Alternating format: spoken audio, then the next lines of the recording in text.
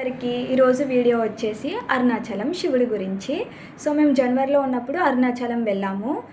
నేను వెళ్ళగానే స్టేటస్ పెట్టాను, ఇలా టెంపుల్ స్టేటస్ అరుణాచలం అని. సో మా ఫ్రెండ్స్ చూసి కాల్స్ మెసేజెస్ నాకు ఏమనంటే, ఏంటి నువ్వు అరుణాచలం వెళ్ళావా, ముందు నుంచి ప్లాన్ చేసుకుని వెళ్ళావా, ఎప్పుడు వెళ్ళావా, అసలు ఎప్పుడు అనుకున్నారు మీ ఫ్రెండ్స్ అందరూ వెళ్దామని? మేము 2 years నుంచి వెళ్దాం అనుకుంటున్నాం, 3 years నుంచి వెళ్దాం అనుకుంటున్నాం, కానీ వెళ్ళలేకపోతున్నావు, నువ్వు బాగానే వెళ్ళావు, చాలా లక్కీ నువ్వు అని మా ఫ్రెండ్స్ చాలామంది నన్ను అడిగారు, చాలామంది ఇలా అన్నారు నన్ను.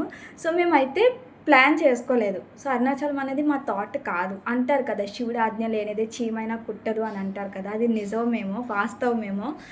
ఎందుకంటే నేను ఎక్కువగా టెంపుల్స్ కూడా వెళ్ళను, బట్ వెళ్ళాము.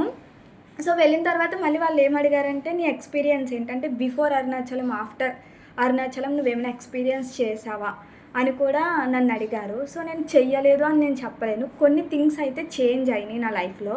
సో అవేంటి, ఆ థింగ్స్ ఏంటి అన్నవి నేను నెక్స్ట్ వీడియోలో కంపల్సరీ చెప్తాను. సో ఛానల్ని లైక్ చేయండి, సబ్స్క్రైబ్ చేయండి, ఫాలో చేయండి. Thank you.